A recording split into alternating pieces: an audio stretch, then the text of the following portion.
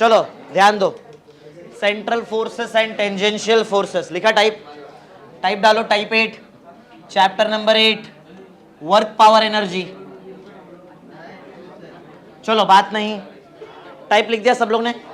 चलो थोड़ा सा सेंट्रल फोर्सेस के बारे में देखते हैं, ध्यान दो यहाँ पे, सुनो इधर देखो, सब लोग कंसेप्ट समझो जरा। पहले मैं पढ़ा रहा हूँ तुमको सेंट्रल फोर्स, हाँ इसके बारे में पढ़ते हैं हम लोग पहले। बात नहीं, बात क्यों हो रहा है आपस में, इधर देखो सब लोग। हाँ तो हमारा पहला टाइप अभी हम लोग पढ़ लेते हैं इसके बीच में, सेंट्रल फोर्स, इसके बारे में देखते हैं। सेंट्रल फोर्स मीन्स क्या होता है, देखो तो एक एग्जांपल लेते हैं और उससे फटाफट कंप्लीट करते हैं। नॉर्मल चीज है, ऐसा नहीं कि बहुत ज्यादा टफ है, पढ़ा है तुमने ऑलरेडी ये सब चीज के बारे में।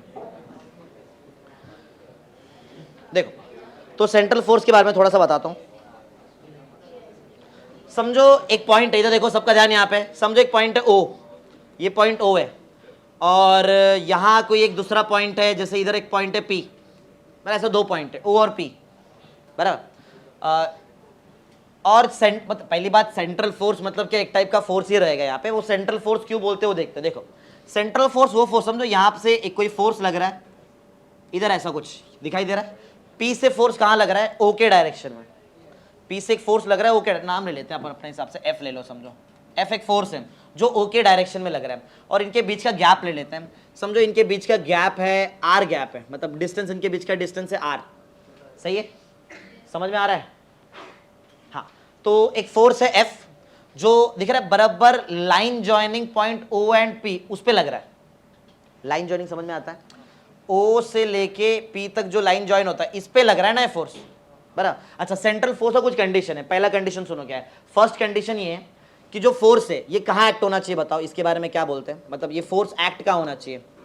मस्ट एक्ट, बोलो बोलो बोलो, बोला ना मैंने, must act along line joining ना, लाइन ज्वाइनिंग, लाइन ज्वाइनिंग क्या, टू पॉइंट्स, बराबर ना, मतलब जो दो पॉइंट्स है उनका जो लाइन ज्वाइन होता है, बीच में जो लाइन रहेगा उसके अलोंग एक्ट होना चाहिए। अब देखो क्या ये इसके अलोंग एक्ट हो रहा है, ये फोर्स देखो, मैं एक और बनाता हूं, एक और बनाता हूं, और देखो ये एक्ट हो रहा है क्या, ये बोलो, ये फोर्स, क्या ये फोर्स एक्ट हो रहा है along the line joining O and P, हाँ ये भी तो एक्ट हो रहा है।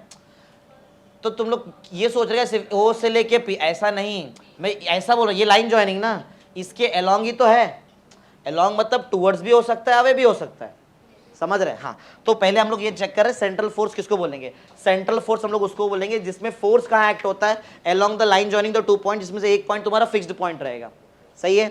दूसरा सेकंड कंडीशन ये जो फोर्स तुम लोग पढ़ रहे हैं, ये जो फोर्स है जिसको तुम लोग बाद में आके सेंट्रल फोर्स बोलेंगे, ये डिपेंड करना चाहिए बिटवीन इनके बीच के गैप पे डिपेंड करना चाहिए। किस पे डिपेंड करना चाहिए बताओ, गैप, गैप या फिर तुम बोल सकते बीच में डिस्टेंस, बट किस पे डिपेंड करेगा, ये डिस्टेंस बिटवीन देम। क्या ये क्लियर है। बस ये दो कंडीशन अगर कोई फोर्स सेटिस्फाई करता है तो हम लोग उसको कैसा फोर्स बोलेंगे, सेंट्रल फोर्स। सिंपल है, बेसिक बेसिक है, इतना टफ थोड़ी ना है। पहला क्या कंडीशन हमारा कि जो फोर्स है वो एक्ट होना चाहिए along the line joining the two points, पहला कंडीशन। दूसरा कंडीशन वो डिपेंड किस पे करना चाहिए, आर पे, मतलब बीच में डिस्टेंस बिटवीन देम पे, बराबर है। नॉर्मल चीज है, इतना कोई टफ नहीं है। चलो आगे बढ़ते हैं, फिर आगे बढ़ू, इजी चीज था ये तो, इसमें इतना थोड़ी कोई ज्यादा दिमाग लगाना है अपने को। डेफिनेशन लिखना है क्या तुमको इसका, डेफिनेशन लिखना है, चलो बोल देता हूँ, लिख लो, लिखो force on a object whose magnitude, फटाफट लिखो, force on a object, force on a object whose magnitude, देखा, force on a object whose magnitude only depends upon the distance, only depends upon, only depends upon the distance, distance पे depend करता है, only depend upon the distance, लिखा distance bracket में चाहिए तो are लिख देना, वो बीच का गैप जो होता है उसको आर बोलते हैं। Only depends upon the distance R, लिख दिया, लिखा, only depends upon the distance R of the object from the fixed point, of the object from the fixed point, मतलब ये बीच के गैप बता रहे हैं, ऑफ द ऑब्जेक्ट, लिखा of the object from the, क्या लिखा, from the fixed point, from a fixed point, ये तो किसका बात हुआ बताओ, ये तो हमने बात कर लिया आर का ना, जिसके बारे में तुमको ऑलरेडी मालूम है कि सेंट्रल फोर्स तब बोलेंगे जब तुम्हारा फोर्स उनके बीच के डिस्टेंस आर पे डिपेंड करेगा। दूसरा और एक कंडीशन है ना, एक और कंडीशन है, दूसरा कंडीशन क्या है, वो कहाँ एक्ट होना चाहिए तुमको मालूम है, बराबर, वो भी ऐड करते हैं। हाँ तो क्या लिखा, फ्रॉम द फिक्स्ड पॉइंट लिख दिया ना सबने, फिक्स्ड पॉइंट लिख दिया, आगे लिखो and is directed along the line joining, and is directed along, मैं टूवर्ड्स और अवे नहीं बोल रहा हूं, बराबर, मैं बोल रहा हूं अलोंग, वो टूवर्ड्स भी हो सकता है अवे भी हो सकता है, and is directed along the line joining, along the line joining, किसको ज्वाइन करेगा तुमको मालूम है ना, ऑब्जेक्ट और फिक्स्ड पॉइंट को, लिखा line joining object and the fixed point, object and the fixed point is called, हम लोग इसको बोलेंगे, क्या बोलेंगे बताओ, सेंट्रल फोर्स, मतलब बेसिक है इसका, एकदम एकदम इजी वर्जन मैंने तुमको ऊपर बताया था, बट ठीक है, डायरेक्टेड होना चाहिए अलोंग द लाइन ज्वाइनिंग, जो दो मेन की पॉइंट उसको मैंने ऑलरेडी हाईलाइट कर दिया, यही चीज पढ़ा है, खाली बस उसका डेफिनेशन टाइप लिखा है यहाँ पे, तुमको समझा है सेंट्रल फोर्स मींस क्या, नॉर्मल लेवल में सेंट्रल फोर्स उसको बोलेंगे ऐसा फोर्स जो दो पॉइंट, मतलब एक तो तुम्हारा हो गया फिक्स्ड पॉइंट और एक ऑब्जेक्ट, बराबर है, इनके बीच के गैप पे डिपेंड करना चाहिए, पहला कंडीशन। दूसरा, ये एक्ट कहां होना चाहिए, along the line joining fixed point and the object, बस यही दो कंडीशन है, ये दो आता है तो हो गया, इसको तुम लोग क्या बोलेंगे, सेंट्रल फोर्स। क्लियर है, राइट है ना, सेंट्रल फोर्स। चलो इस पे थोड़ा अभी कुछ सम्स वगैरह भी देख लेते हैं फटाफट। तो ये था सेंट्रल फोर्स के बारे में, नॉर्मल एकदम शॉर्ट में, इस पे सम लेते हैं। चलो अच्छा, डायग्राम तुमने बनाया ना, डायग्राम ही बना लो, डायग्राम बना लो। वेक्टर के बारे में सबको आता है, वेक्टर सबको मालूम है, ठीक है, थोड़ा सा वेक्टर के फॉर्म में रहेगा, मैं कुछ लिखूंगा और तुमको बताना है कि वो सेंट्रल फोर्स है या नहीं, बस इतना ही है। चलो तो एग्जांपल नंबर बोलो कितना चल रहा है, 82 ना, चालू करो ना 82 मत, हाँ तुमको चेक करना है कि वो सेंट्रल फोर्स है या नहीं, बस इतना ही काम है, बस और कुछ नहीं। मैं लिखता हूँ, जरा क्वेश्चन देखो, क्वेश्चन है F bar equal to 3/r² r cap, ऐसा दिया है, लिखो जल्दी, F bar is equal to 3/r² r cap, फटाफट लिख दो। तुम्हारा काम है सिर्फ चेक करना कि ये सेंट्रल फोर्स है या नहीं, दोनों कंडीशन देख लो, अगर दोनों कंडीशन मैच करता है तो है, नहीं करता है तो नहीं है। जल्दी फटाफट,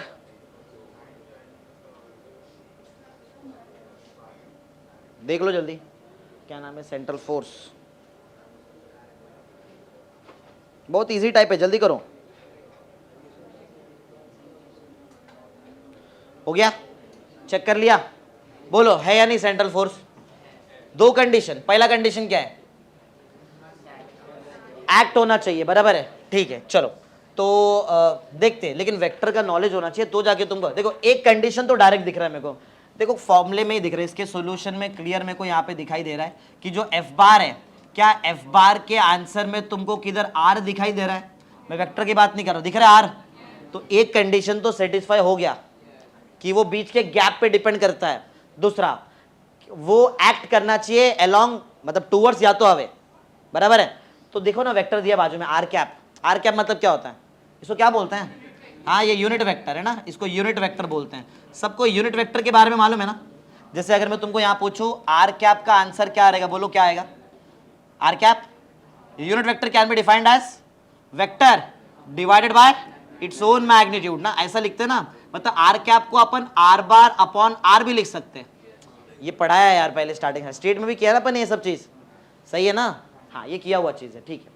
तो बस हो गया, ये आर कैप समझो, आर एफ बार के फॉर्मूले में यहाँ पे आ गया, आर बार दिख रहा है, आर कैप, अगर तुमको लिखना है हटा दो ये आर कैप हटाओ, आर कैप के जगह बोलो मैं क्या लिख सकता हूँ, आर कैप के जगह बोलो क्या लिख सकते हैं अपन, आर कैप के जगह में आर बार अपॉन आर लिखता हूँ, चलेगा, इंटू में आ गया आर बार अपॉन आर, नीचे पहले से आर का स्क्वायर है और एक आर आ गया, बोलो आर क्यूब ना, F bar is equal to 3/r³ आ जाएगा, और यहाँ पे आर बार आ जा रहा है, समझा, अरे बोलो समझ रहे ना।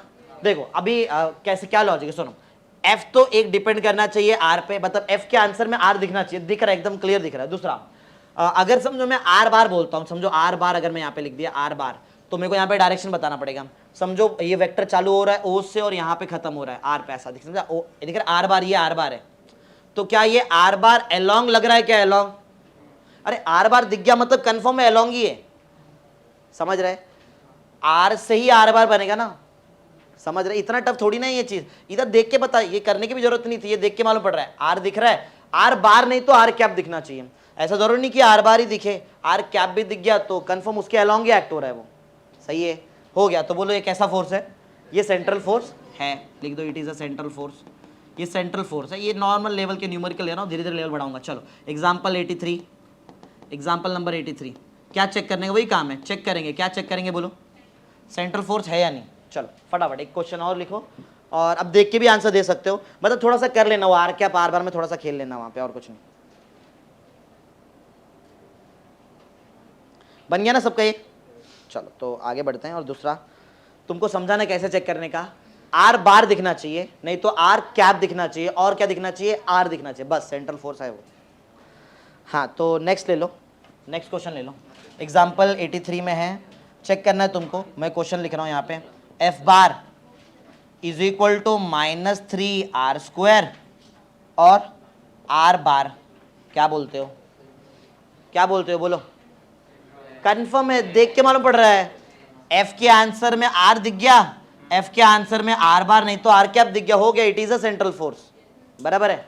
चलो लिख देना वहां पे कि वो क्यों है, वो मतलब प्रैक्टिस के लिए तुमको दिखना चाहिए कि हाँ आर और आर बार दिखना चाहिए, मतलब ऐसा कुछ है, याद हो रखने के लिए, क्योंकि आगे इस पे जब टफ लेवल के सम्स आएंगे तो उस टाइम पे तुमको याद रहना चाहिए कि हाँ आर या तो आर बार और आर कैप में से कोई तो एक दिखना चाहिए, तो वो सेंट्रल फोर्स में आता है। ये सेंट्रल फोर्स है ना, ये सेंट्रल फोर्स है। चलो और आगे देख लो, नेक्स्ट और लिख लो, और एक देख लो। नेक्स्ट क्वेश्चन दिया है तुमको, इसको चेक करके देखते हैं ये तुमको आता है क्या। लिखो, F bar is equal to K times X I cap plus Y J cap plus Z K cap upon मेरे पास है x² plus y² plus z² raise to 3/2, ऐसा दिया। थोड़ा सा लेवल बढ़ रहा है लेकिन नॉर्मल है, कर लेंगे हम लोग। चलो जल्दी जल्दी, थोड़ा सा वेक्टर का आना चाहिए नॉलेज, वेक्टर का नॉलेज रहना चाहिए थोड़ा सा। हाँ रेस टू 3/2 है, रेस टू है वो नीचे वाला पार्ट, रेस टू 3/2 इंटू नहीं है वो। चालू करते हैं, चलो बोलो। तो थोड़ा चलो इसमें थोड़ा डायग्राम बना लेते हैं। समझो एक यहाँ पॉइंट ओ जो भी रहेगा, और ये तुम्हारा यहाँ पे एक पॉइंट है, बराबर। इसको मैं नाम देता हूँ आर, इसको मैंने नाम दिया, मैं इसको देख के बना रहा हूँ, जो भी बना रहा हूँ मैं इसको देख के बना रहा हूँ। वो दिख रहा है पॉइंट आर, ये आर पॉइंट का कोऑर्डिनेट रहेगा शायद x, y, z, तो जाके ये बना है x I cap Y J cap Z K cap. ये आर क्या है? वेक्टर है क्या पॉइंट है? वो पॉइंट है, ये पॉइंट है। समझो जो जिसका वेक्टर एकदम वीक रहेगा वो भी देख लो, अच्छे समझ में आ जाएगा। आर दिख गया क्लियर, आर क्या है? पॉइंट है जिसका कोऑर्डिनेट क्या दिया है, मतलब दिया नहीं, मतलब अपन देख के बना दिए, एक्स वाई जेड कोऑर्डिनेट है। अगर समझो मैं यहां से बनाऊं, ओ से लेके आर तक जाऊं, सबको मालूम है ना, अगर मैं ओ से आर तक जाऊं तो अपन इसको आर बार बोलते हैं। ओ से आर गया, ओ से पी जाएंगे तो पी बार, अरे पी बोला ना, ओ से पी गए तो पी बार, समझा? ओ से आर गए तो आर बार। हाँ तो आर बार बनाते हैं, बनाने आएगा आर बार? अरे बोलो भाई, बना सकते ना आर बार? ये मैंने डायरेक्शन डाल दिया तो मैं इसको नाम दे रहा हूं आर बार। चलो आर बार का आंसर दो, बोलो इसको देख के। आर का कोऑर्डिनेट क्या है? एक्स, तो हो जाएगा x I cap plus Y J cap plus, समझा? समझा नहीं समझा? अरे बोलो भाई, मैं इसको देख के मैंने सिर्फ स्टार्टिंग में आर लिखा, मैं इसके हिसाब से क्वेश्चन कर रहा हूं। मैंने आर एक पॉइंट लिया जिसका कोऑर्डिनेट है एक्स वाई जेड, और उसका अपन ये वेक्टर लिख दिया x I cap Y J cap Z K cap, बराबर है। अच्छा मैं तुमको एक चीज और पूछता हूं, देखो तुमको आएगा क्या। मेरे को चाहिए मैग्नीट्यूड ऑफ आर बार, जिसको मैं आर भी बोलता है। बोलो मैग्नीट्यूड कैसे निकालते वेक्टर का? अंडर रूट, हाँ कोई तो बोला अंडर रूट। चलो मैग्नीट्यूड निकालने के लिए अंडर रूट करने का, और सबका स्क्वायर करके प्लस कर दो। बोलो x² plus y² plus z², समझा? समझा क्या नहीं? चलो अब आते हैं, इसको थोड़ा सा चेंज कर देते हैं, इसको चेंज करते हैं। चलो तो बोलो एफ बार क्या बनेगा? F bar can be written as, ये के तो एज इट इज है, के से मेरे को कोई प्रॉब्लम नहीं, के कोई कांस्टेंट है। हाँ ये x I cap Y J cap और जेड के कैप, देखो जरा क्या है ये है क्या? ये इधर किधर तो लिखा है, ये तो आर बार है, तो इधर लिख दूं मैं आर बार, समझा? और ये क्या है ये वाला पार्ट? एक मिनट, ये रूट दिख रहा है, रूट तुमको मालूम है root can be written as x² plus y² plus z² raise to, correct आता है तुमको ना, z² रेस टू 1/2। रूट हटा तो ऊपर पावर 1/2 आएगा, लेकिन मेरे पास कितना पावर है इधर, तो समझ गए रहेंगे तुम लोग क्या है। 1/2 का क्यूब ना। हाँ चलो तो बोलो लिखो, मैंने के लिख दिया, इसके जगह पे मैंने आर बार लिख दिया। ये नीचे वाला बताओ, ये इसके जगह पे क्या लिखूं? इस एक मिनट, इसको ऐसा लिख सकते क्या? देखो X square plus Y square plus Z square raise to जो 1/2 था ना, इसको पावर दे दो। कितने का पावर? 3। ऐसा चलेगा ना? तो इतने पार्ट को, ये अंदर वाले बॉक्स को क्या बोलेंगे अपन? किधर गया वो? ये बॉक्स को अपन क्या बोलेंगे? आर बोलूं? आर बोल दो ना, आर चलेगा। लेकिन ये तो 1/2 वाले को आर बोला, उसके ऊपर पावर भी है। कितना पावर है? क्यूब ना। अब देखो और बताओ, क्या एफ के आंसर में तुमको आर दिखाई दे रहा है? क्या आर बार भी दिखाई दे रहा है? हो गया। कौन कैसा फोर्स? अरे यही कंडीशन है ना सेंट्रल फोर्स का, आर दिखना चाहिए, नहीं तो आर बार और आर कैप में से कोई तो एक दिखना चाहिए। बोलो therefore it is a central force. अरे नॉर्मल लेवल चल रहा है यार, it is a central force. बहुत इजी चीज सिखा रहा हूं अभी तो। सेंट्रल फोर्स जो मेन था चैप्टर में हो गया हमारा, अब नॉर्मल चीज है। अब नया चैप्टर 12th का चालू करने वाला, इसके बाद जल्दी करो, इस खत्म होना चाहिए। अब इसमें छोटे मोटे टाइप्स बच गए हैं, 1-2 दिन का काम और है, बस वो हो जाएगा तो फिर अपन 12th वाला चालू कर देंगे। चलो हो गया कंप्लीट, सही है। चलो आगे बढ़ते हैं फिर। समझ गया ना सेंट्रल फोर्सेस? चलो अब आगे बढ़ते हैं थोड़ा सा।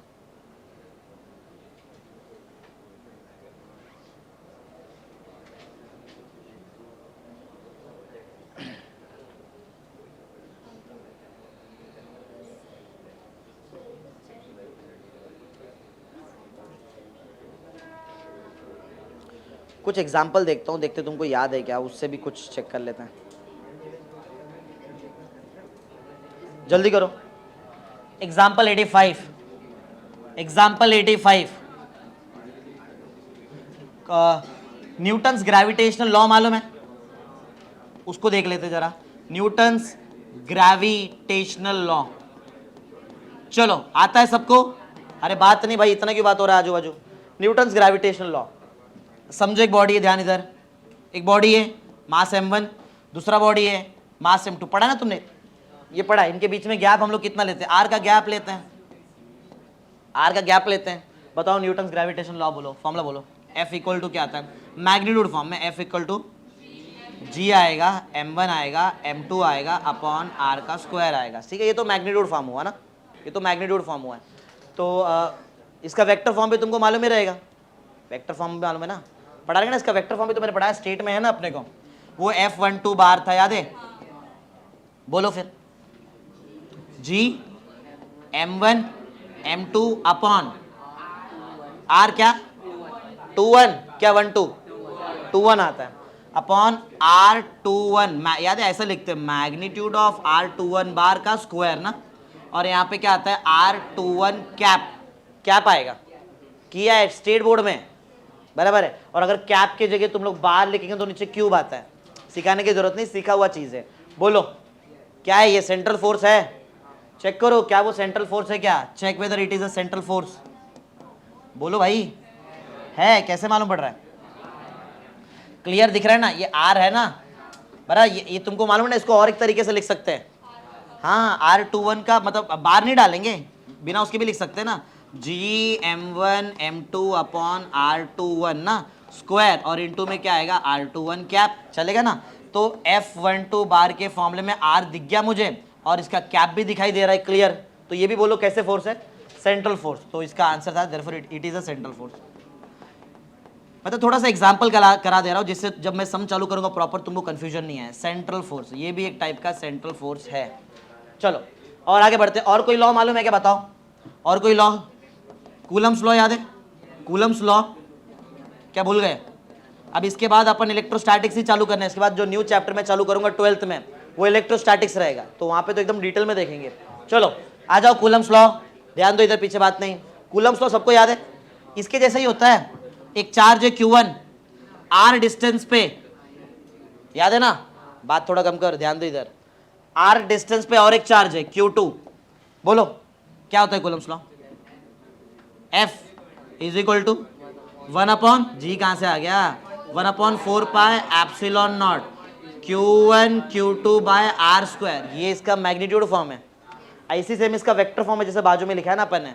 हाँ, तो इसका वेक्टर फॉर्म बताओ क्या आएगा? वेक्टर फॉर्म मतलब ये क्वेश्चन है, मैं ये भी क्वेश्चन ही लिख रहा हूँ इधर। यहाँ ये सॉल्यूशन तो ये था खाली इतना कि आंसर है या नहीं। बोलो, ये तो क्वेश्चन का पार्ट है। बोलो एफ बार इक्वल टू मतलब एफ 12 बार ना, हाँ बोलो 1/4 पाई epsilon nought Q1 Q2 upon क्या आएगा R21 स्क्वायर और यहाँ पे R21 का कैप। बोलो चेक करो क्या ये सेंट्रल फोर्स है, बोलो कैसे मालूम पड़ रहा है, आर दिख रहा है और उसका यूनिट वेक्टर भी। एक मिनट, आर बार दिखना चाहिए कि आर कैप दिखना चाहिए, दोनों में से कोई तो एक दिखा तो भी चलता है, तो अपने को यहाँ पे तो कैप दिख रहा है, it is a central force, ये भी सेंट्रल फोर्स है। तुमको समझ में आ रहा है? अरे बोलो भाई ये सेंट्रल फोर्स है। चलो फटाफट लिख दो सेंट्रल फोर्स, थोड़ा बहुत आइडिया मिल गया तुमको सेंट्रल फोर्स के बारे में। अब work done by central force पे एक दो समय मेरे पास, थोड़ा सा स्प्रिंग के बारे में बता दो फिर चालू करते हैं। बस ज़्यादा कुछ नहीं है इसमें, नॉर्मल लेवल का कंटेंट है आज, जल्दी कर दो। ये हुआ सेंट्रल फोर्स का कंटेंट कंप्लीट। यहाँ पे थोड़ा सा इस पे वर्क डन का भी देख लेते हैं।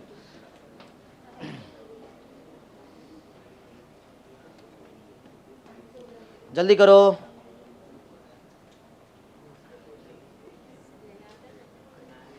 एक ही समय में पास एक या दो समय, दो work done by central force पे समय, दो नहीं तीन सम से। और यार ये सम में नहीं है, ये नॉर्मल लेवल है, ये मतलब खाली प्रैक्टिस के लिए है, ये प्रॉपर सम्स में सम्स अलग है इसके। 86 हो गया, स्लाइड चेंज 87। चलो एग्जाम्पल नंबर 87 ध्यान दो, एग्जाम्पल नंबर 87। हाँ तो सबका ध्यान यहाँ पे, इधर देखो इधर देखो, रिजिड सपोर्ट, ये स्प्रिंग, ऐसा पहले भी किया अपन ने। ये ब्लॉक का मास है समझो m, याद है स्प्रिंग वाले केस में स्प्रिंग फोर्स आता है, अंदर लगता है ना।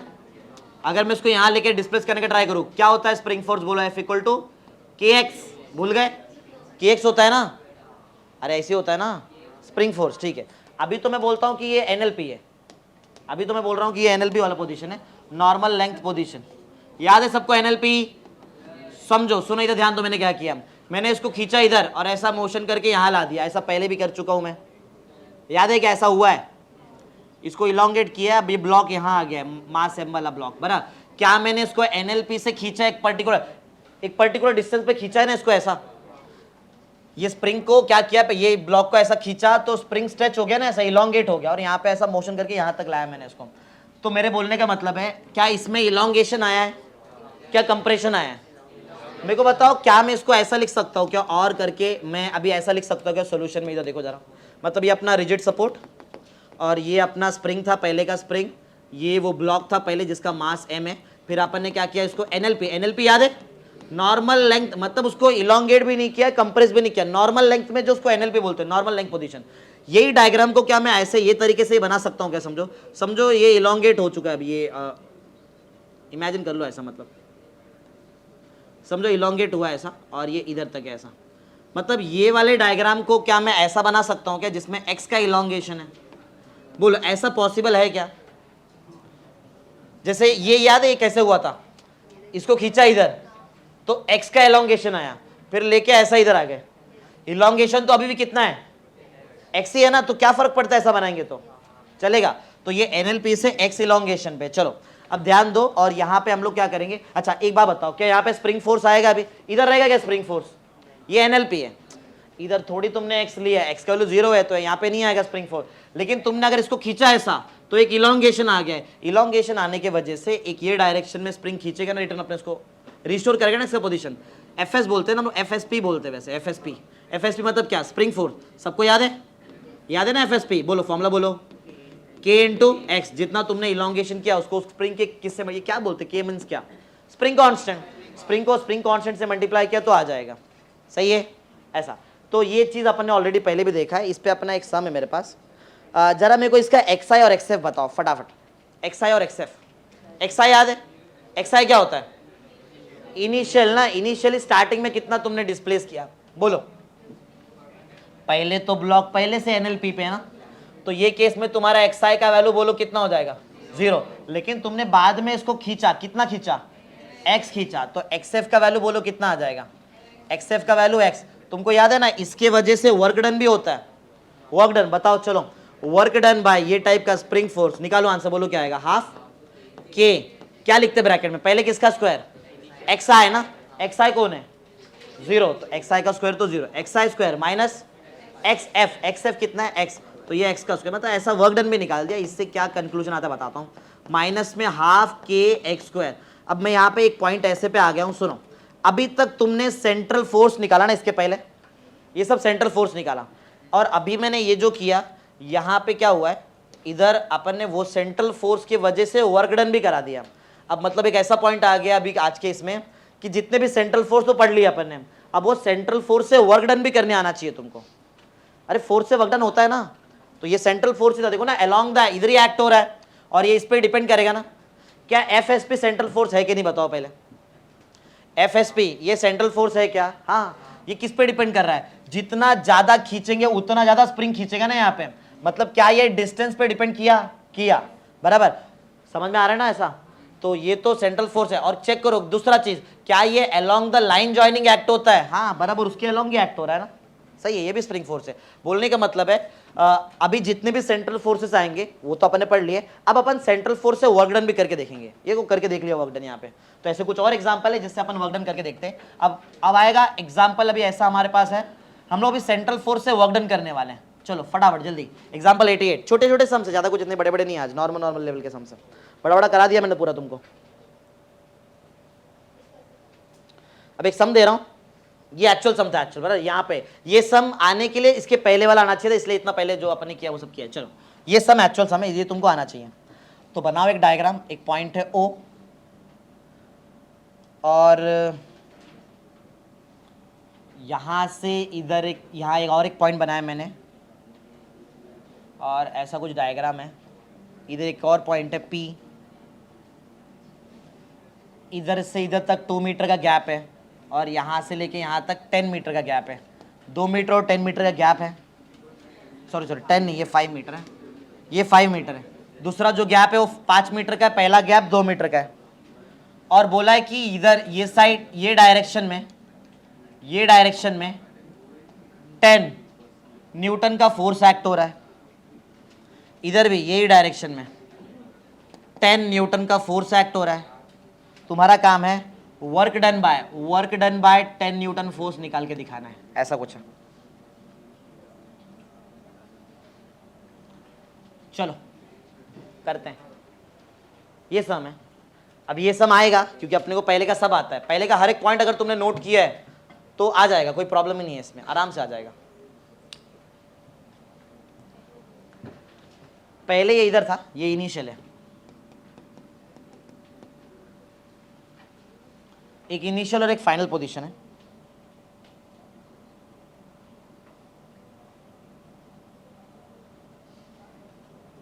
हाँ ये इनिशियल डाल दो, ये इनिशियल और एक फाइनल, फटाफट डालो जल्दी, इनिशियल और फाइनल। स्टार्ट करते हैं। देखो इतना सब कुछ पढ़ा अपन ने सेंट्रल फोर्स के बारे में, इतना ये पूरा पढ़ लिया सेंट्रल फोर्स, ये भी देख लिया सेंट्रल फोर्स। एक क्वेश्चन पूछता हूं, देखते हैं अगर वो क्वेश्चन आ गया उसका आंसर तुमको आ गया, ये सम आ गया, फिर ये एक मतलब एक मैं लाइन में खत्म करूंगा इसको। ऐसा है, सुनो, जितना भी तुमने सेंट्रल फोर्स पढ़ा, क्या ये भी सेंट्रल फोर्स था? इसमें एक बात समझा अपने को कि मैं सेंट्रल फोर्स जहां भी लगता है उसको मैं ना, ये देखो ये अलोंग द लाइन ज्वाइनिंग है, ये भी अलोंग द लाइन ज्वाइनिंग है, तुम इसको शिफ्ट कर सकते हो। देखो मैंने शिफ्ट कर दिया था यहाँ पे, समझा? इधर भी वही होने वाला है। 10 न्यूटन का फोर्स लग रहा है, चेक करो क्या ये along the line joining act हो रहा है? अलोंग द लाइन, बीच में गैप कितने का है? 5 मीटर का है। फिर इसको यहां से इधर आ गया, अब वही 10 न्यूटन का फोर्स है क्या? अरे वही तो फोर्स है, क्या अभी भी लाइन ज्वाइनिंग पे एक्ट हो रहा है? और ये 2 मीटर पे डिपेंड करता है बीच के आर पे, तो क्या ये सेंट्रल फोर्स हो गया? देखो ना ऐसा सेंटर पे ही तो लग रहा है, बराबर लाइन ज्वाइनिंग पे लग रहा है, ये सेंट्रल फोर्स है। तो क्या मैं इसको ऐसा कर दूं? ऐसा कर सकते हैं क्या? चलो ऐसा करते हैं, चलो सॉल्यूशन स्टार्ट, साथ में करेंगे, बहुत इजी कंटेंट है ये तो ओ पे था पहले, ओ से लेके यहां तक का डिस्टेंस जो है, ये इसको कुछ नाम नहीं दिया, इसको क्यू नाम दे दो, ओ से क्यू तक का मेरे पास डिस्टेंस कितना है? 2 मीटर है, और 10 न्यूटन का यहाँ ये डायरेक्शन में फोर्स लग रहा है। बनाना फटाफट। मैं पी को किधर बनाऊं बोलो? अरे ये पी को कहां बनाऊं? ये ऐसा, इसको इधर लेके चलो, ऐसा कर सकते तभी तो सॉल्व होएगा। तो ये एक पॉइंट था, और एक पॉइंट में यहां से इधर एक और एक चीज बना रहा हूं, बोलो इसको क्या बोलेंगे अपन? ये पी ना, ये पी हो जाएगा। इधर एक पॉइंट बनाते हैं पी, पूरा बोलो कितना था? पूरा 5 मीटर, देख लो। और इधर भी फोर्स कितना लग रहा था पहले? वो 10 न्यूटन, इसमें कोई चेंज आया ही नहीं है, सिंपल। हाँ, अब क्वेश्चन पूछता हूँ, फटाफट फटाफट उसका आंसर दो, तुमको वर्क डन निकालना है। वर्क डन निकालने का ना, वर्क डन बाय 10 न्यूटन। ये तो कितनी बार किया अपन ने work done, force into displacement into cos of angle between them. बोलो कितने का फोर्स है? तुमने फोर्स को शिफ्ट किया ना, कितने का फोर्स है? पहले भी 10 था, बाद में भी 10 ही है, तो फोर्स कितने का है? 10। फोर्स का ब्रैकेट में 10 डाल दिया, इनटू डिस्प्लेसमेंट। बोलो, ये मेन चीज था। डिस्प्लेसमेंट कितने का हुआ? पहले 5 मीटर पे था, बाद में 2 मीटर पे आ गया, मतलब 3 मीटर का डिस्प्लेसमेंट हुआ है। ठीक है, अब मेरा क्वेश्चन ये है, अरे मीटर नहीं लिखेंगे ना, मेरा क्वेश्चन ये है, फोर्स का डायरेक्शन देखो, देखा अंदर लग रहा है, डिस्प्लेसमेंट का डायरेक्शन देखो अंदर लग रहा है, दोनों के बीच में एंगल कितने का है? 0। इधर ही लग रहा है ना, फोर्स भी इधर ही है, डिस्प्लेसमेंट भी उधर ही ना, तो बोलो कॉस कितना आएगा? Cos of 0 degree. निकाल दो कितना? 30 न्यूटन। मतलब यहां पे सीखने लायक ये चीज था कि हम लोग सेंट्रल फोर्स को चेंज कर सकते हैं ऐसे डायग्राम में, उसको अलोंग द एक्सिस लेके आके सॉल्व कर सकते हैं हम लोग इजीली। तो तुम्हारा आंसर बोलो कितना है? Work done bye 10 Newton force, बोलो कितना? 30 जूल ना, आ गया? चलो जल्दी फटाफट लिख दो। अब आगे तुमको ऐसा उसका एक्सिस चेंज करने आना चाहिए। एक और लो, और याद करना क्या फॉर्मूला लगने वाला है। इंटीग्रेशन आता है, थोड़ा सा इंटीग्रेशन आता है। जैसे अगर मैं तुमको पूछूं integration of x raise to n dx का फॉर्मूला बोलो, x raise to n plus 1, x raise to n plus 1 ना, और अपॉन में क्या आता है? सबको याद है ना, इधर पीछे लिखता हूं, बोलो x raise to n plus 1 upon, जो न्यू है जिनको नहीं मालूम है शॉर्टकट सुनो क्या है, x का जो भी पावर है वो पावर ऊपर 1 से बढ़ा दो और वही सेम पावर नीचे लिख दो। सही है, ये फॉर्मूला है। चलो तो बनाओ क्वेश्चन। याद रखना सेंट्रल फोर्स को हम लोग उसको अलोंग द एक्सिस लेके आके सॉल्व कर सकते हैं। चलो, अच्छा वही है, वही क्वेश्चन, डायग्राम भी वही है, सिर्फ यहाँ पे एक छोटा सा चेंज है। यही सेम डायग्राम है, लिखो एग्जाम्पल 89, एग्जाम्पल 89। ये ओ डायग्राम फटाफट बनाओ, ज़्यादा टाइम वेस्ट नहीं करेंगे। ओ है और इधर है अपने पास P, ये P वाला पॉइंट है, और इसको लेके आ गए इधर से इधर बराबर, इसको एक्सिस पे लेके आए, ये पॉइंट है Q। पहले फोर्स लग रहा था अंदर के डायरेक्शन में 10, अब लग रहा है 10 टाइम्स R, और यही फोर्स इधर आने के बाद भी बन गया 10 टाइम्स R, मतलब सेम फोर्स है, मतलब कंफर्म ये सेंट्रल फोर्स है। और ये इधर लग रहा है ऐसा कुछ, ये अपना O वाला पॉइंट, वही डिस्टेंस पहले 5 मीटर का डिस्टेंस था, अब हो गया कितना? अब 2 मीटर हो गया है। बस वही बोला, find the work done by 10R। 10R कितना वर्क डन कर रहा है ये? अच्छा ये F का आंसर है, ये फोर्स है 10R का, यहाँ पे जो दिया ये 10R का फोर्स है। तुम्हारा एक काम है, सेंट्रल फोर्स को अलोंग एक्सिस लेके आओ जल्दी। सेंट्रल फोर्स मैंने जैसे डायग्राम बनाया था सेम फटाफट डायग्राम रेडी करो। सेंट्रल फोर्स को अलोंग द एक्सिस लेके आ जाओ, पहले Q बनना चाहिए, फिर वो साइड जाके P बनना चाहिए। तुमको समझा ना सेंट्रल फोर्स क्यों बोल रहा हूं? मैग्नीट्यूड चेंज ही नहीं हुआ फोर्स का, वैसे का वैसे ही रहा है वो, पहले भी 10R है बाद में भी 10R है। जल्दी करो, बन गया डायग्राम सबका? तो तुमने सॉल्यूशन में एक ऐसा डायग्राम बना रहेगा जिसमें पहले रहेगा O, फिर बराबर 2 मीटर के डिस्टेंस पे तुमने Q बनाया रहेगा ना, ये 2 मीटर का डिस्टेंस रहेगा, और अंदर फोर्स कितना लग रहा है बोलो जरा एक बार? 10R। ओए 10R लग रहा है, 10R लग रहा है ना। फिर तुमने P को भी शिफ्ट कर दिया, वहां पे P को शिफ्ट कर दिया यहाँ पे, और P का जो गैप है O से, वो तुमको ऑलरेडी याद है, वो कितना है? 5 मीटर ना, 5 मीटर का गैप है, ये 2 मीटर का गैप था, और फोर्स अभी भी कितना है? 10R। समझा? यही तो प्रूफ है। क्या प्रूफ है बोलो? कि ये कैसा फोर्स है? सेंट्रल, इसलिए मैंने उसको अलोंग द एक्सिस लेके आ गया। अभी क्या करने का? फटाफट सॉल्व करेंगे। बोलो क्या निकालने बोला था? Work done by 10R। एक बात, एक क्वेश्चन का जरा मेरे को आंसर दो, क्या ये फोर्स कांस्टेंट फोर्स है या वेरिएबल फोर्स है? वेरिएबल है। कैसे? आर पे डिपेंड कर रहा है, वो आर पे डिपेंड कर रहा है। समझ में आ रहा है? तो वर्क डन का एक ऐसा फॉर्मूला लगाएंगे जिसमें इंटीग्रेशन आता है, जो भी यूज ही नहीं हुआ अभी तक। याद है? याद करो, एकदम स्टार्टिंग के लेक्चर बताया था। बोलो W is equal to integration of F bar dot क्या क्या क्या DS, लेकिन इधर क्या है? R, तो DR बार। अब R आ गया ना, डॉट हटाओ, बार हटाओ, बोलो इंटीग्रेशन ऑफ, बोलो F DR, हाँ cos थीटा। सही है ना? हाँ, तो हम लोग इसको सॉल्व करना। जो न्यू है ध्यान देना जरा, कि मतलब ये भी एक फॉर्मूला है अपने पास वर्क डन का, तभी लगाने का जब फोर्स कांस्टेंट नहीं है, मतलब नंबर के साथ कुछ और दिख रहा है, नंबर के साथ R भी दिख रहा है, इसके लिए ऐसा हो गया। चलो अभी क्या वैल्यू डालेंगे और सॉल्व कर देंगे फटाफट। लिमिट लगाना पड़ेगा क्या? अरे लिमिट लगाएंगे। पहले कितने पे था? अरे इनिशियल भूल गए, बताया था ना मैंने, ये इनिशियल होता है ना, ये पहले था वो 5 मीटर पे, और बाद में पहुंच गया वो 2 मीटर, तो लिमिट कितने से कितने का रहेगा? 5 से 2 का लिमिट रहेगा। चलो तो इधर ही सॉल्व कर लेते हैं। तो work done by 10R will be equal to integration, बोलो किधर से किधर? 5 to 2 ना, 5 से 2 तक गया वो। फोर्स कितना है? फोर्स कितना है? 10R, 10R। और बाजू में क्या लिखूं? बोलो dr। और क्या लिखो? थीटा। एंगल जरा देख के बताओ एंगल कितना है? फोर्स और डिस्प्लेसमेंट में कितने का एंगल है? 0। तो यहाँ पे क्या आ जाएगा? cos 0 कितना हो जाता? सबको मालूम है ना, cos 0 1। तो बोलो बाजू में इंटीग्रेशन सॉल्व करते हैं। इंटीग्रेशन कुछ बाहर आता है तो बता दो मेरे को, बेसिक इंटीग्रेशन तो सबको आता है। कुछ बाहर आता है? हाँ, 10 एक कांस्टेंट है, 10 को मैंने बाहर ले लिया। बोलो इंटीग्रेशन ऑफ r dr में किधर से किधर का लिमिट? किधर से किधर? 5 से 2 का लिमिट है। r का पावर कितना है? मेरे को तो पावर सॉल्व करने आता है। r का पावर 1। मैंने क्या बोला था इंटीग्रेशन में? पावर को 1 से बढ़ा दो और सेम चीज नीचे लिखो। पावर कितना है? 1 का। 1 इंक्रीज करो, पावर बढ़ाओ, 1 पावर बढ़ाओ, 2 ना, और वही 2 नीचे भी आएगा। और ऐसा ब्रैकेट डालना पड़ता है ना, याद है? ये डेफिनाइट इंटीग्रेशन है, पहली बार नहीं कर रहे हैं हम लोग। हाँ, लिमिट बताओ। लिमिट 5 से 2 का लिमिट है, 5 to 2 का लिमिट है। कुछ कट होता है तो बताओ। कट हो रहा है? कुछ हो रहा है ना? 2 1 जा 2, 5 जा, पीछे बचा क्या अपने पास? 5। और बॉक्स के अंदर खाली क्या बचा है? r square. किधर से किधर का लिमिट है? 5 से 2 का लिमिट है। अप्लाई करने आता है सबको? अप्लाइंग लिमिट आता है? बोलो क्या फॉर्मूला है अप्लाइंग लिमिट का? Upper limit minus lower limit. तो मेरे पास यहाँ पे 5 था, अपर लिमिट बोलो पहले, मतलब मैं r के जगह पे 2 डालेगा, ऊपर का जो नंबर है वो डालने का। तो 2 डाला तो 2 का स्क्वायर है ना, 4 बराबर है, माइनस लोअर लिमिट डालो 5, 5 का स्क्वायर 25, 4 माइनस 25, माइनस में 21। वो माइनस को 21 अगर 5 से मल्टीप्लाई हो गया तो माइनस में 105 जूल ना। बोलो सही है? ऐसा है, क्लियर है? नेगेटिव आंसर आ गया है तो चलता है क्या? वर्क डन नेगेटिव होता है क्या? हाँ, सिखाया था ना, वर्क डन पॉजिटिव भी होता है, नेगेटिव भी होता है, जीरो भी होता है। स्टार्टिंग में सिखाया था। एक बात बताओ, क्यों ये नेगेटिव वर्क डन क्यों आया? बोलो कोई बताओ जरा, क्यों नेगेटिव वर्क डन आ रहा है? क्योंकि कम हो रहा है ना। पहले 5 पे था, अब 2 पे आ गया, बराबर ना? उल्टा होता, पहले 2 पे रहता फिर 5 पे आता तो प्लस में 105 आता का चांस रहता था। हो सकता है, समझना ना? प्लस आता था भी ना, बढ़ता था डिस्टेंस। ऐसा लिख दो।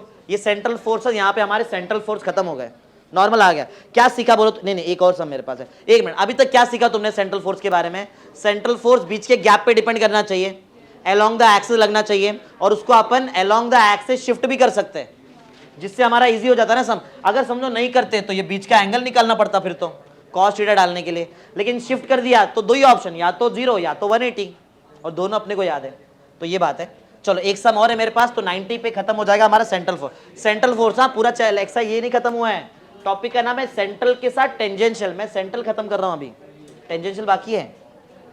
चलो एग्जांपल 90, ये मेरे को लगता है तुमको खुद से आना चाहिए। ये लास्ट सम है मेरे पास सेंट्रल फोर्स का, एग्जांपल 90। चलो एक डायग्राम बनाओ, ये खुद से करना है, मैं इसमें बताऊंगा नहीं कुछ भी इसमें। चलो लिखो, a force F bar of magnitude capital F, a force F bar of magnitude capital F, एक फोर्स है जिसका मैग्नीट्यूड, एक फोर्स है एफ बार जिसका मैग्नीट्यूड है capital F, always acts towards P, ऐसा लिखा है, ऑलवेज एक्ट्स टुवर्ड्स, ध्यान देना, always acts towards P, P की तरफ लग रहा है, ऑलवेज एक्ट्स टुवर्ड्स पी, लिख दिया। Find work by capital F, find work by capital F, वो बात ऑब्वियस है, वर्क डन फोर्स की वजह से तो होता है। Find the work by capital F in moving a particle, in moving, जल्दी लिखो बात नहीं, इन moving a particle, in moving a particle from initial to final position, from initial to final position, from initial to final position as shown, as shown मतलब diagram दिया है। चलो फटाफट diagram बनाओ और खत्म करना है तुमको। बात थोड़ा कम कर लो, सम पे ज्यादा ध्यान दो। O से L लेंथ पे था पहले, ये O से L लेंथ पे था पहले, और इसका नाम दिया, ये इनिशियल पोजीशन है, कुछ नाम वाम नहीं है मेरे पास। इसको इनिशियल पोजीशन क्वेश्चन में दिया है, ये बोला है कि ये इनिशियल पोजीशन है, ध्यान दो, खत्म होने वाला है सम्स। और ये ऑल द वे यहां से पहुंचा इधर P तक,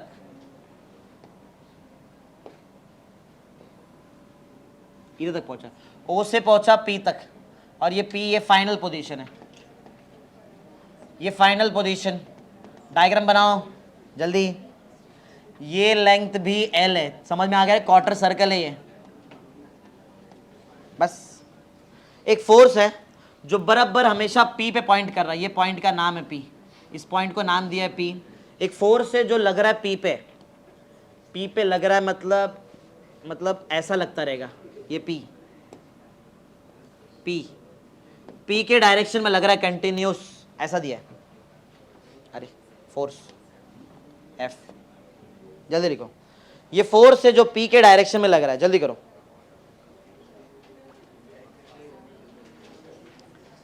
जल्दी जल्दी, तुम्हारा काम है ये मैं नहीं कर रहा।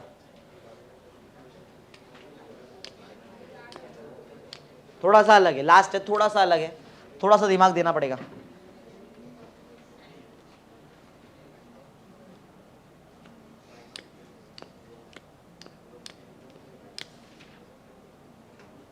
बोलो बोलो, क्या करने का,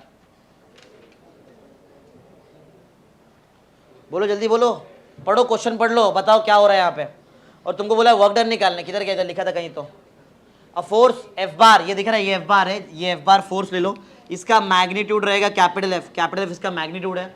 ऑलवेज एक्ट्स टुवर्ड्स P, ये ऑलवेज एक्ट्स टुवर्ड्स P का मतलब क्या है, सुनो। जब पार्टिकल यहां से निकला तो ये P की तरफ पॉइंट कर रहा है, समझो पार्टिकल इधर पहुंच गया, पार्टिकल इधर पहुंचा ना तो भी P की तरफ पॉइंट करेगा, पार्टिकल इधर आ गया तो भी P के साइड पॉइंट करेगा, पार्टिकल इधर तो भी P के साइड। समझ रहे क्या हो रहा है, ये थ्रू आउट द जर्नी अपना फोर्स का डायरेक्शन P के डायरेक्शन में रखा है इसने, ऐसा कुछ है। अब force F bar of magnitude capital F acts towards the P, ये मैंने बता दिया, टुवर्ड्स P, हमेशा P के टुवर्ड्स लग रहा है। Find the work done by F, इसके वजह से कितना काम हो रहा है वो निकालना है। Find the work done by F in moving a particle from initial to final position as shown. बोलो कैसे निकालेंगे, वही वर्क डन ही तो निकालने बोला है, तो बोलो work done by capital F कैसे निकालेंगे। इसका आधा आंसर तो मालूम है, वर्क डन का फॉर्मूला क्या होता है, फोर्स तो दिख रहा है, F ही तो फोर्स है। हाँ गड़बड़ किधर है मालूम है, डिस्प्लेसमेंट में, बराबर है, डिस्प्लेसमेंट गड़बड़ है। और एंगल भी क्लियर है, एंगल भी तुमको मालूम है, बोलो एंगल तो दिख रहा है, कॉस बोलो किधर जाएगा ये, इसका डिस्प्लेसमेंट क्या है, डिस्प्लेसमेंट समझ में आता है, इनिशियल पोजीशन और फाइनल पोजीशन के बीच में जो शॉर्टेस्ट डिस्टेंस रहता है ना, मालूम है ना सबको भाई, क्या हो गया ऐसा, ये मैं अलग से बना देता हूं यहां से, ये इसका इनिशियल और ये फाइनल, ये गया ऐसा गया है ना वो, लेकिन तुमको मालूम है ये थोड़ी डिस्प्लेसमेंट, ये तो डिस्टेंस है। डिस्प्लेसमेंट किसको बोलते हैं, ये दिख रहा है, ये इसको डिस्प्लेसमेंट बोलते हैं। ये चाहिए तुमको, बोलो अगर ये L है तो वाइट वाला कितना है, √2L, पाइथागोरस है, नहीं मालूम है, इसका व्हाइट वाले का स्क्वायर, समझो मैं इसको x बोल देता हूं, करके दिखाता हूं, √2L आता है, लेकिन इसका आंसर पहले लिख देता हूं, इसका आंसर √2L आएगा। हाँ हाइपोटेन्यूज का स्क्वायर, हाइपोटेन्यूज मतलब क्या, x ना, hypotenuse square is equal to sum of the square of other two sides means L square plus L square. बोलो x स्क्वायर का आंसर कितना आएगा, 2L स्क्वायर। जब x स्क्वायर का आंसर 2L स्क्वायर है तो x का आंसर क्या आएगा, रूट के अंदर 2L स्क्वायर। अब रूट के अंदर से 2 बाहर तो नहीं आ सकता, लेकिन L स्क्वायर तो बाहर आ ही सकता है ना, तो x का आंसर क्या रहेगा, √2 टाइम्स L, ये वही लिखा था ना मैंने, समझा, मिल गया डिस्प्लेसमेंट। बोलो क्या लिखो, फोर्स दिख गया, डिस्प्लेसमेंट बोलो कितने का है, √2 टाइम्स L, बराबर है। एंगल बोलो, फोर्स इधर लग रहा है, डिस्प्लेसमेंट भी उधर ही है, 0 ना, फिर अरे इधर ही तो जा रहा है ना पार्टिकल, cos 0। बोलो निकालो आंसर प्रॉपर, कितना आएगा, √2FL, cos 0 1 होता है ना, हो गया आंसर। अच्छा इधर तुम्हारे माइंड में आ रहेगा, इसके पहले तो 4, उसके पहले तो 6, इसको शिफ्ट कर दिया मैंने एक्सिस की तरफ, इधर क्यों नहीं शिफ्ट किया, बोलो इधर क्यों नहीं शिफ्ट किया एक्सिस की साइड,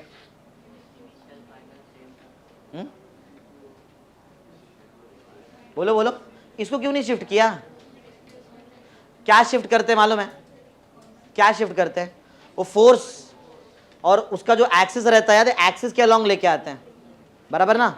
तो इसको कैसे लाएंगे तुम एक्सिस के अलोंग, बताओ। जैसे यहाँ पे एक फोर्स यहाँ लग रहा है और यहाँ पे फोर्स इधर लग रहा है, इधर थोड़ी ऐसा कुछ है, इधर इस पे फोर्स लग रहा है, इस पे लग रहा है फोर्स, समझा। इसके पहले इसके वजह से यहां लग रहा था, अलग है दोनों केस, नहीं शिफ्ट कर सकते इधर। इधर देखो ना, हर बार फोर्स अलग अलग डायरेक्शन में जा रहा है, कैसे शिफ्ट करेंगे, नहीं हो सकता है। चलो कर दो ये क्या पढ़ लिया बोला अपन ने, कैसा फोर्स, सेंट्रल। ये समझा, इसको क्यों शिफ्ट नहीं किया, अरे डायरेक्शन तो देखो हर बार, क्यों बनाया मैंने ये, अलग अलग डायरेक्शन से, एकदम क्लियर। और उधर 2 बार फोर्स लग रहा था ना, इधर थोड़ी है, ये इधर से लग रहा है कंटिन्यूसली, मैग्नीट्यूड सेम है, लेकिन इधर फोर्स, तुम एक बात को क्लियर मानो, यहाँ पे फोर्स चेंज हो रहा है, ये चेंज हो रहा है, क्या ये क्लियर है, क्या ये चेंज हो रहा है, मानते हैं क्या बात को। इसके लिए नहीं लिया, सिंपल आंसर ये, क्या बोल रहा हूं मैं कि ये चेंज हो रहा है, बोलो मुझे कैसे मालूम पड़ रहा है कि ये एफ बार चेंज हो रहा है। हाँ, इसका डायरेक्शन तो देखो चेंज हो रहा है ना, इसके लिए, इसके पहले थोड़ी हुआ था डायरेक्शन चेंज, बोलो क्लियर, इसके पहले नहीं हुआ था, क्लियर। ये हो गया कैसा फोर्स, सेंट्रल। टेंजेंशियल तो हमको पहले से आता है, टेंजेंशियल के बारे में सब कुछ मालूम है ऑलरेडी। चलो आते हैं नेक्स्ट टॉपिक पे, आज का कंसेप्ट 2, और ये है टेंजेंशियल फोर्स। कंसेप्ट 2 लिखो फटाफट, कंसेप्ट 2 नाम है टेंजेंशियल, टेंजेंशियल फोर्स। चलो फटाफट लिखो, टेंजेंशियल फोर्स। नॉर्मल लॉजिक है, एक डायग्राम बनाओ फटाफट, एक डायग्राम बनाओ, ब्लॉक्स रखो फटाफट।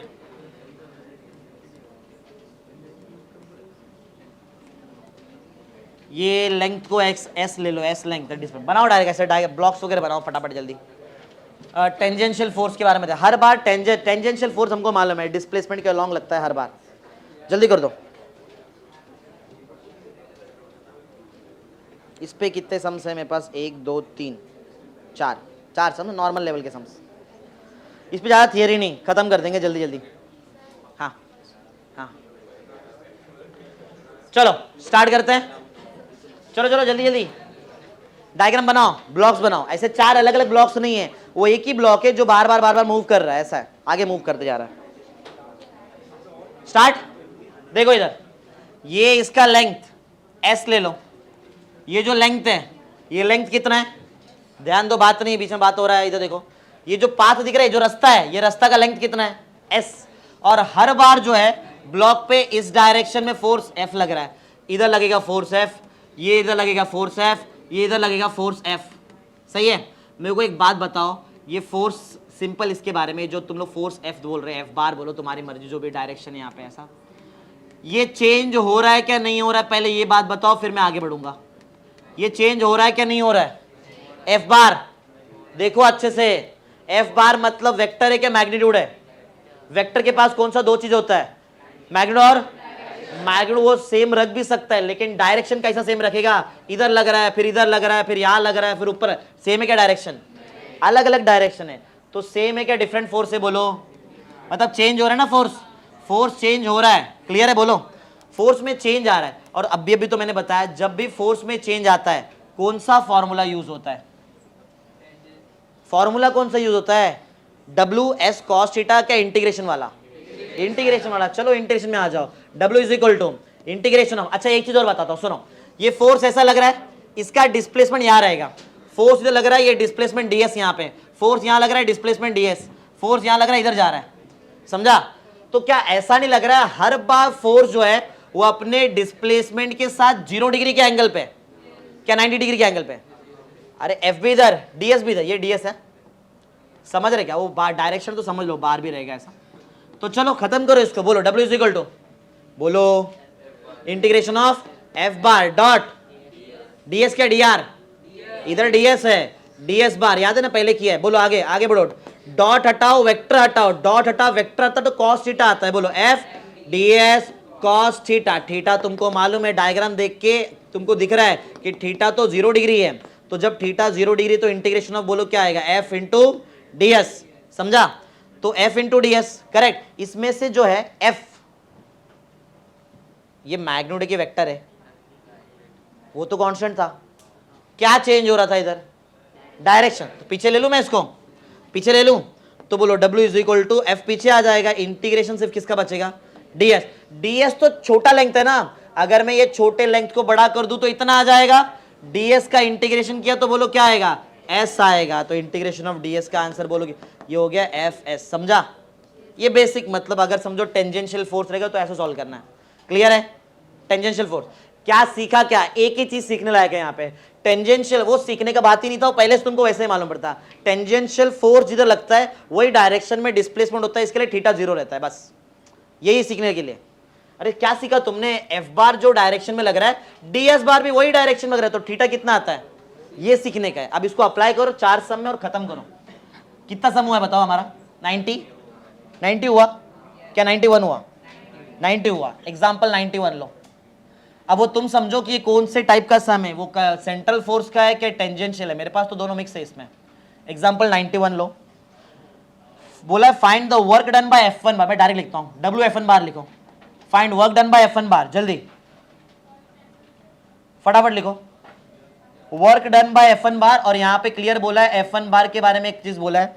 F1 बार जो है इसका आंसर दिया है F, और ब्रैकेट में लिखा है along always towards y axis, ऐसा लिखा है ऑलवेज। अच्छे से लिखो, बहुत इंपॉर्टेंट सम है। अब ये आ गया मतलब तुम्हारा ये type complete. Always towards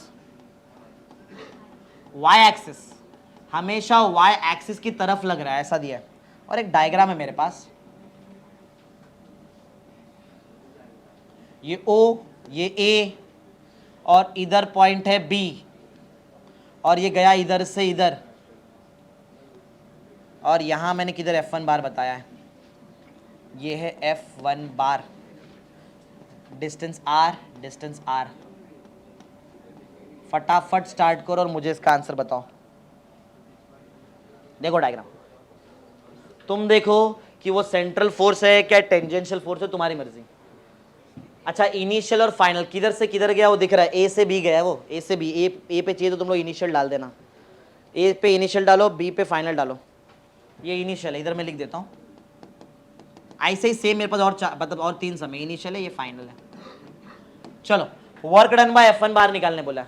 work done bye F1 बार, जल्दी जल्दी। F1 के बारे में एक इंफॉर्मेशन प्रोवाइडेड है ना? हाँ करो जल्दी।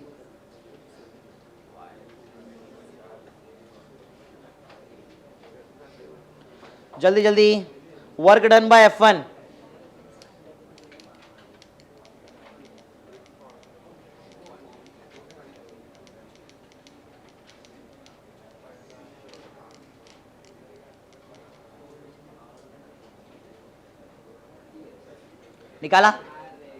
निकाला क्या आंसर? अरे किया ना तुमने अभी, ऐसा तो सम सॉल्व किया, फटाफट निकालो।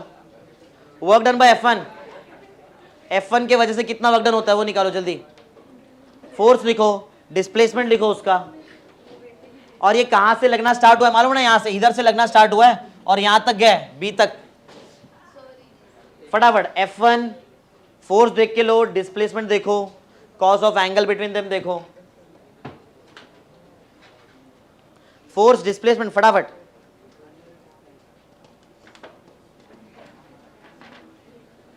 कोई निकाला तो बोलो। फोर्स F1 ऊपर लग रहा है, जल्दी फटाफट करो। F1 ऊपर लग रहा है,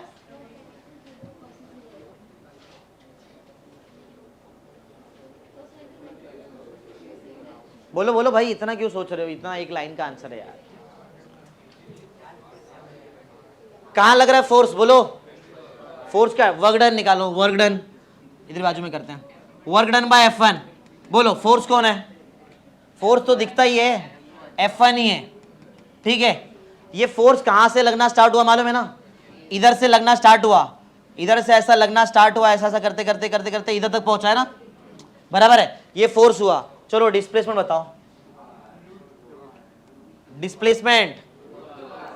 डिस्प्लेसमेंट क्या होता है?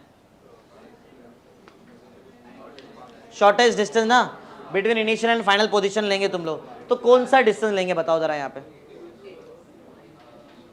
पहले भी तो सिखाया है, हाँ कैसे √2r? क्या ऐसा जा रहा है क्या पार्ट? ऐसा लग रहा है क्या फोर्स? ऐसा लग रहा है क्या फोर्स?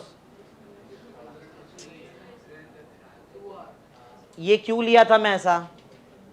ऐसा लग रहा था ना फोर्स ये डायरेक्शन में, बराबर ना? फोर्स कहां लग रहा है? कहां लग रहा है फोर्स? ऊपर लग रहा है ना, तो ऊपर लेंगे ना डिस्प्लेसमेंट। अरे फोर्स के डायरेक्शन में लेते हैं ना डिस्प्लेसमेंट, पहले भी तो सिखाया। जहां जब ये लग रहा है F1 ऊपर, तो ये पार्टिकल जा रहा है, ऐसा नहीं, तुमको इमेजिन करना है ऐसा ना। फोर्स के डायरेक्शन वाला डिस्प्लेसमेंट लेते ना। बोलो बोलो कितना, इधर से लेके ऊपर। हाँ आर। बताओ F1 कहां लग रहा है? F1 कहां लग रहा है? ऊपर। जा रहा किधर पार्टिकल? ऊपर। कॉस 0। तो प्रॉपर आंसर बोलो क्या रहेगा? F1R। करेक्ट, ये आंसर है। नेक्स्ट, इतना टाइम मत लगाया करो, नॉर्मल लेवल के सम से ये सब। एग्जांपल 92, फिर से यही डायग्राम बनाओ। अब आएगा वर्क डन बाय F2 बार। अब F2 बार वर्क डन करेगा। F2 बार के बारे में यहाँ पे लिखा है, F2 बार का मैग्नीट्यूड F रहेगा, और ये ऑलवेज टूवर्ड्स, इसके बारे में बताता हूँ ये कहाँ लग रहा है। ये अलग एक, ये लगेगा ऑलवेज टूवर्ड्स B, ये B की तरफ लग रहा है ऑलवेज। पहले Y क्या है, इधर मैंने क्लियर लिखा भी था तुम्हारे लिए कि ऊपर लग रहा है ऑलवेज टूवर्ड्स। अब इसको राइट करना है, इसको गलत नहीं करना। ऑलवेज टूवर्ड्स B, ये B की तरफ लग रहा है। डायग्राम रेडी करता हूं मैं, डायग्राम रेडी करते हैं। सेम डायग्राम रहेगा वैसे, O है, बात नहीं, ये B है, बीच का गैप R का है। पार्टिकल पहले इधर था, पार्टिकल था A पे पार्टिकल है, पार्टिकल A से गया B पे। अब तुम बताओ फोर्स का डायरेक्शन किधर बनाऊं मैं? ऑप्शन सुनो, ऊपर बनाऊं क्या, कहां बनाऊं? पढ़ो जरा अच्छे से, टूवर्ड्स B मतलब ऐसा बनाऊं, समझा? ये है मेरा F2 बार, जिसका मैग्नीट्यूड क्या है? F है ना। तुम लोग इसको याद, जैसे मैंने इसको F1 लिखा है, तुम लोग इसको लिख सकते हैं यहां पे FR। बोलो FR कैसे? ये F1 बार का मैग्नीट्यूड को मैंने क्या लिया था? F, तो FR भी लिख सकते हो। चलो इसका आंसर है, अभी गलत नहीं करना है, बहुत इजी है। हिंट तुमको दे दिया मैंने, फोर्स का डायरेक्शन वाला डिस्प्लेसमेंट लेते हैं। जल्दी बताओ आंसर, मैं तुम्हारे लिए वेट कर रहा हूं, जल्दी करना है। क्या क्या? F रहेगा और F और √2R, करेक्ट है। अब राइट आ गया।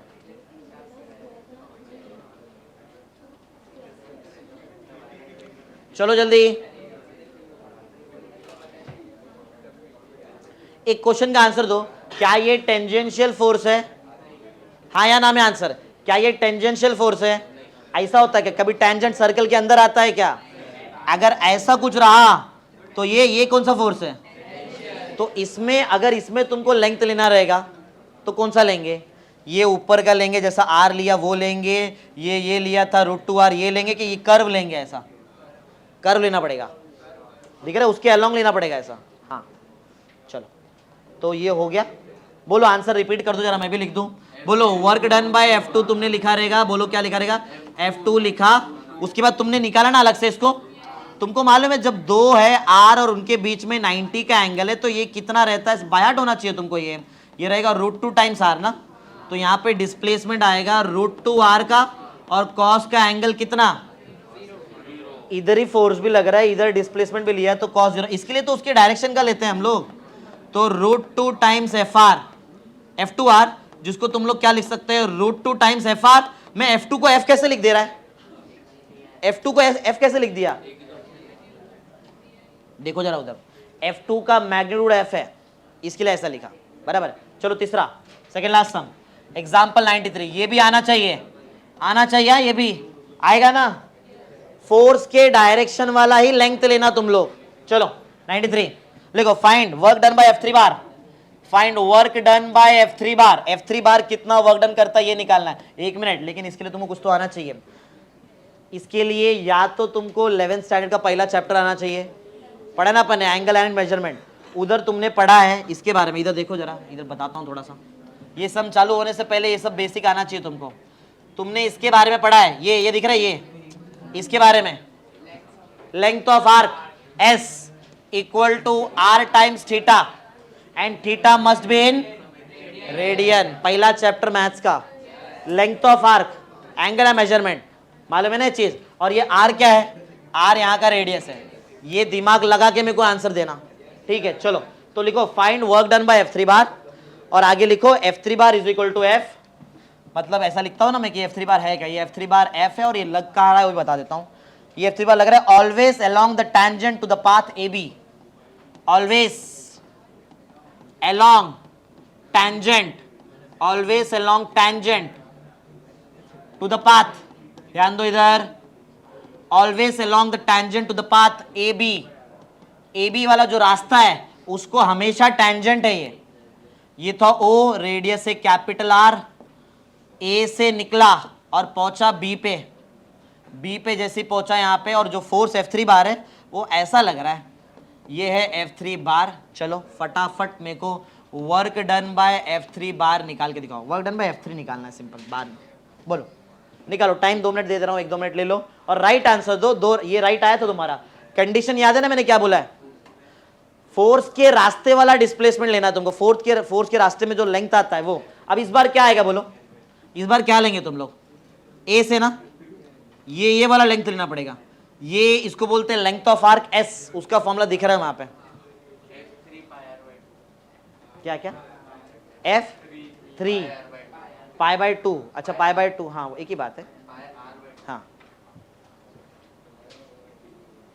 हो गया। अरे देख के बोलने वाला आंसर है वो, देख के बोलने वाला आंसर। F3 बार मतलब वर्क डन बाय F3, तो तुम लोगों ने F3 तो लिखा ही रहेगा। अब डिस्प्लेसमेंट मतलब इसके लेंथ, इसके अलोंग लेना पड़ेगा ना तुमको, इसके अलोंग लेना पड़ेगा। तुमको समझ में आता है, तुम्हारे माइंड में एक पॉइंट आता रहेगा कि जब फोर्स यहां से लगने स्टार्ट हुआ और यहां तक लग रहा है तो ये रहेगा ना डिस्प्लेसमेंट, ऐसा आ सकता है तुम्हारे माइंड में क्वेश्चन। बट पॉइंट सुनो जरा ध्यान से, ये एक ऐसा फोर्स है जो चेंज हो रहा है, चेंज होने वाला फोर्स है वो। पहले लग रहा था यहाँ पे तो इतना डिस्प्लेसमेंट आएगा, फिर लग रहा है समझो इधर, ये इधर लग रहा है, फिर यहाँ लग रहा है ऐसा तो इतना डिस्प्लेसमेंट आएगा, फिर लगा इधर तो इतना, समझ में आ रहा है, समझ रहे हो क्या, फिर लग रहा है इधर तो यहाँ पे इतना डिस्प्लेसमेंट आएगा, फिर ऊपर लग रहा है, फिर इतना दिख रहा है वो white green white green white green. ऐसा अगर मैं थोड़ा थोड़ा पकड़ूं यहाँ से, ऐसा ये इतना पार्ट, ये इतना पार्ट, ये इतना पार्ट, अगर थोड़ा पूरा पकड़ के जाऊँ तो ये तो लेंथ हो जाएगा। समझ रहे हैं क्या नहीं? अरे बहुत जबरदस्त पॉइंट सिखाया मैंने तुमको यहाँ पे, वो समझा मैंने क्या बोला यहाँ पे क्या नहीं?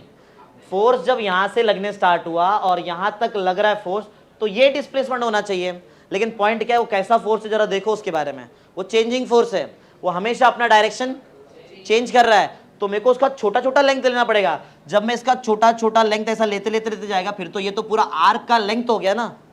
इसके लिए वहां पे लेंथ ऑफ आर्क का फॉर्मूला लगेगा, जिसका फॉर्मूला है R into theta. R means radius, मेरा रेडियस तो कैपिटल आर है, और थीटा कितना है, कितने का एंगल है ये 90, लेकिन 90 नहीं लिखना, उधर फॉर्मूले में रेडियन में लिखते हैं। रेडियन में कितना रहेगा, π/2 लिखते हैं ना। ये हो गया एफ, ये आर हो गया। और हर बार चेक करो, क्या हर बार फोर्स के डायरेक्शन में ही डिस्प्लेसमेंट है? हर बार फोर्स के डायरेक्शन में डिस्प्लेसमेंट आ रहा है, इसके लिए कॉस नहीं समझा, वो छोटा सा लेंथ और उसके डायरेक्शन में डिस्प्लेसमेंट, छोटा सा लेंथ उसके डायरेक्शन में डिस्प्लेसमेंट, तो cos 0 तो होता है 1। तो बोलो प्रॉपर आंसर क्या है, F3 है, R है, π/2, राइट है। या वो आगे पीछे लिखो तुम, तुम्हारे हिसाब से ये वहां मेंशन होना चाहिए कि ये रहना चाहिए। क्लियर है? 3 हो गया। एक लास्ट सम जिसमें अपना टेंजेंशियल फोर्स और सेंट्रल फोर्स दोनों कंप्लीट हो जाते हैं। बहुत इजी, एकदम अति इजी, तुमको देख के आंसर देना मांगता है अभी इसमें। Last example 94, example 94, find work done bye F4, ऐसा बोला है, find work done bye F4। F4 ये कितना वर्क डन करता है, ये क्वेश्चन है। F4 बार के बारे में थोड़ा सा बोल देता हूं मैं। इसका मैग्नीट्यूड F है, always towards X axis from A to B।